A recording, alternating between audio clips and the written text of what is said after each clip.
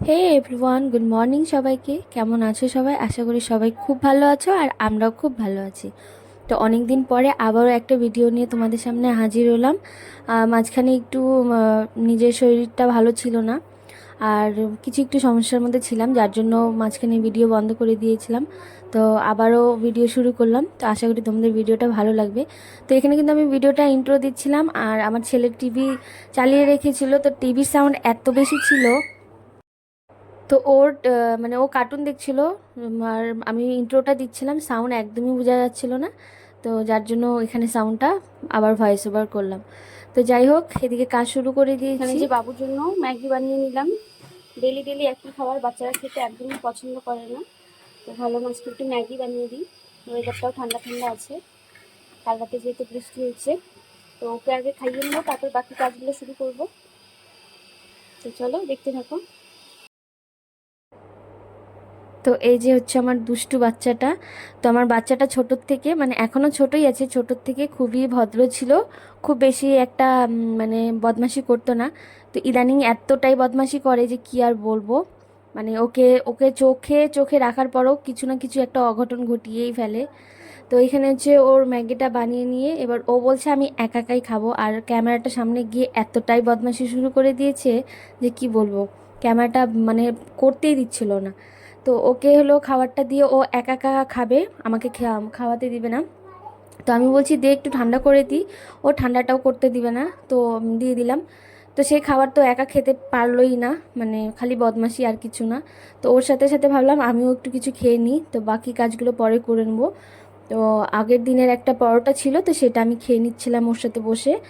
আর হচ্ছে আমার হাজব্যান্ড হলো, ও সকালবেলায় বেরিয়ে গেছে, তো ও 10 দিনের মতন ছুটি ছিল, বাড়িতেই ছিল।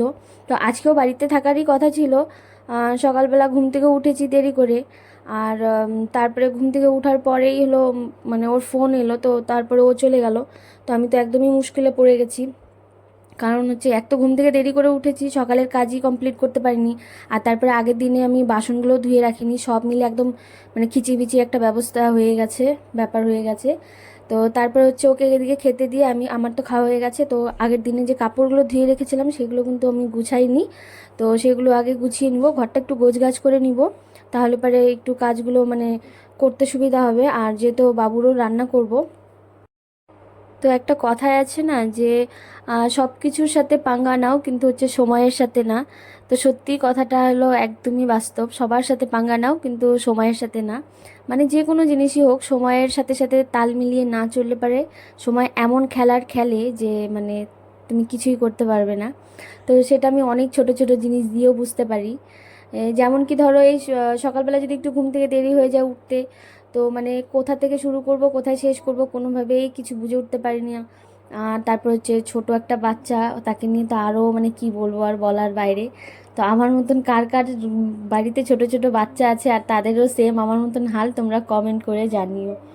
তো এই যে দেখো ওকে খাবারটা দিয়েছি, ও খালি চামচটাই মুখে ঢোকাচ্ছে কিন্তু খাচ্ছে না। তো লাস্ট ফার্স্ট হচ্ছে আমি মানে একটু কাজ গুছিয়ে নিয়ে তারপরে দেখলাম যে 1 ঘন্টা হয়ে গেছে কিন্তু ও খায়নি। তো তারপর পরে কিন্তু আমি ওকে খাইয়ে দিয়েছি। তো ঘুম থেকে উঠে এই যে বাসনগুলো মেজেছি, রাত্রেবেলা বললামই রাত্রেবেলা বাসনগুলো মেজে রাখিনি। তো এই যে এখন বাসনগুলো একটু গুছিয়ে রাখবো, আর রান্নাঘরটা একটু গোছগাছ করে নেবো, সুন্দর করে পরিষ্কার করে নেবো। তাতে করে কি কাজগুলো সুন্দরভাবে হবে, একটার পর একটা গোছান গাছানো হবে। তো মানে 5 মিনিটের কাজ 15-20 মিনিট লাগে, আধা ঘন্টার কাজ 1 ঘন্টা লাগে বাচ্চার জন্য। আর তারপরে যদিও ক্যামেরা সেট করে যদি আরও কাজ করতে যাই তাহলে তো আরোই দেরি হয়। কারণ হচ্ছে বাচ্চা মানুষ বুঝে না, ক্যামেরার মানে মোবাইলটা লাগালে পরে স্ট্যান্ডের মধ্যে লাগালে পরে সেটা নিয়ে খেলা শুরু করে দেবে। তো এরকম একটা পরিস্থিতি। তো এদিকে মাছও বের করে রেখেছি ওর জন্য, মানে বাবুর জন্য রান্না করব। আর আমাদের রান্না আমি করব না, কারণ ভাত ছিল আর ডাল আর কচু শাক ছিল। তো যেহেতু হাজব্যান্ড আসবে না দুপুরবেলা, তো আমার ওটা দিয়ে হয়ে যাবে। আর আজকে প্রচুর পরিমাণে গরমও পড়েছে। আর আমি বেশিরভাগই কাজটা আমি রাতেই করে রাখি, কারণ বাচ্চা নিয়ে না একা হাতে পারি না দিনের বেলা বেশিরভাগ কাজটা করতে। তো মানে যেসব কাজগুলো আর কি করে রাখলে ভালো হবে সেই সমস্ত কাজ আমি করেই রাখি। তো তার এর জন্য আমি আর আজকে রান্না করিনি, একবারে রাতেই রান্না করব। তো এই যে এখানে দেখো ওর কিন্তু খাওয়া হয়নি, পরে আমি ওকে খাইয়ে দিলাম। আর ওকে একটু পরিষ্কার করে দিলাম জামা কাপড়, রাতে যে ঘুমানোর সময় পরিয়েছিলাম সেগুলো একটু খুলে ওর হাত মুখগুলো মুছে দিলাম। তো তারপরে বাকি কাজগুলো করব। তো এতটাই জ্বালাতন শুরু করে দিয়েছে যে কি আর বলবো।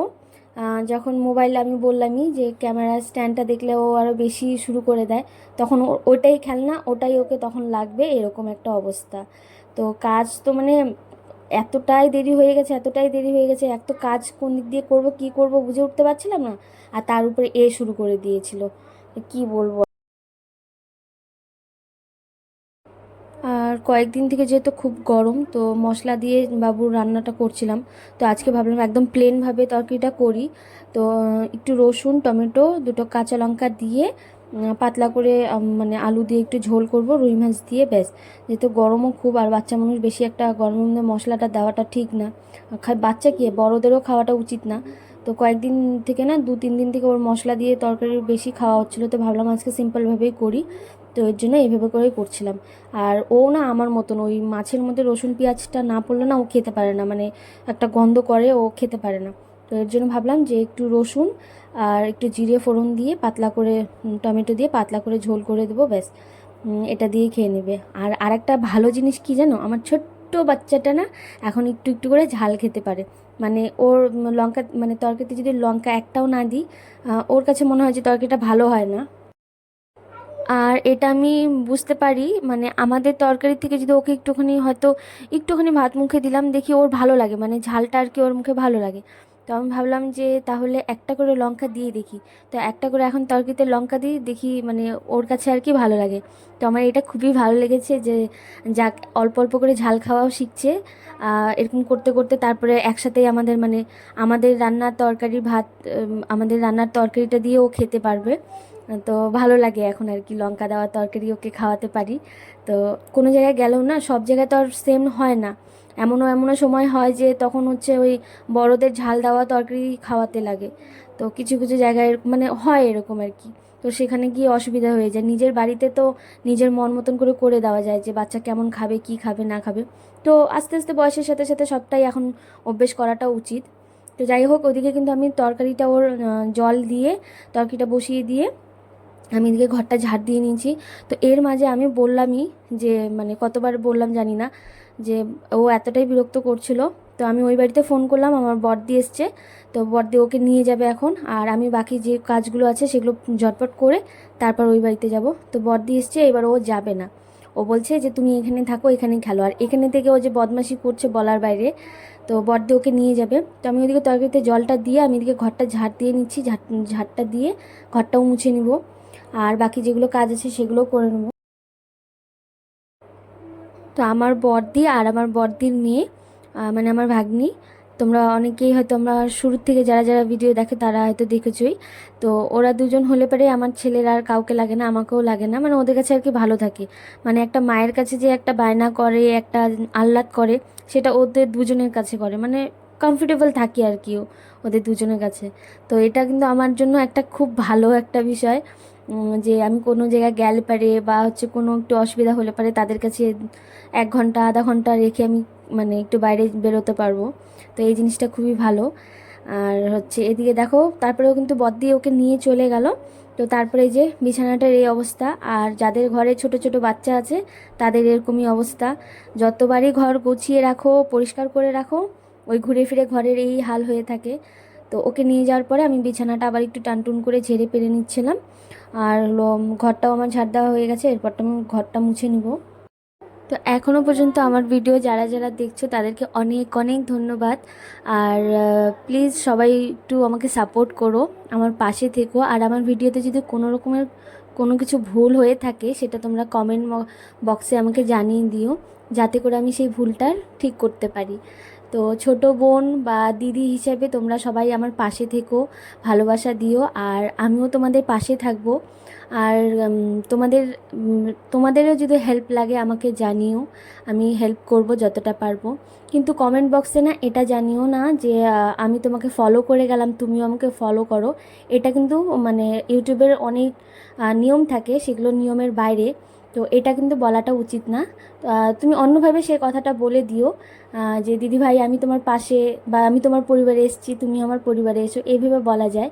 বাট ওই আমি ফলো করলাম তুমিও ফলো ব্যাক দাও, এগুলো কিন্তু কেউ বলো না। এটা নিয়মের বাইরে থাকে। এটা তোমার চ্যানেলের জন্য, আমার চ্যানেলের জন্য কিন্তু ক্ষতি হতে পারে। তো সেটাই বলবো, অনেকে হয়তো জানে না। আর আমিও ইউটিউবের ব্যাপারে খুব বেশি যে জানি তা না, তারপরও যতটুকু জানি ততটুকু তোমাদের সাথে শেয়ার করলাম। তো যাই হোক, তোমাদের সাথে কথা বলতে বলতে অনেকগুলোই কাজ এগিয়ে গেল।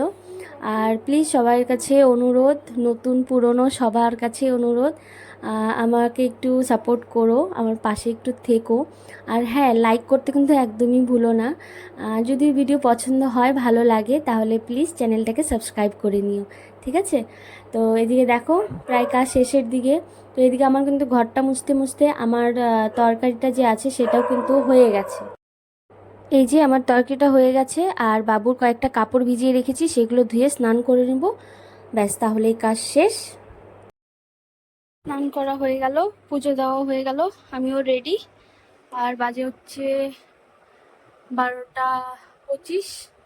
তো এখন যাবো হচ্ছে ওই বাড়িতে, ব্যাগগুলো আগে গুছিয়ে নিই। তো এই যে আমিও একদম রেডি, স্নান পুজো করে। এত গরম, কাল রাতে প্রচুর পরিমাণে বৃষ্টি হয়েছে, তারপরেও জানি না কেন এতটা গরম। আর হচ্ছে স্নান করে উঠেও দেখো কি পরিমাণে ঘেমে যাচ্ছি আমি। তো হলো, এখন ব্যাগটা গুছাবো, গুছিয়ে তারপরে যাবো, যেহেতু ছেলেকে বড়দিন নিয়ে গেছে ওই বাড়িতে। তো এর জন্য তাড়াহুড়ো করে কাজগুলো করলাম। তো চলো, ওই বাড়িতে গিয়ে আবার দেখা হচ্ছে।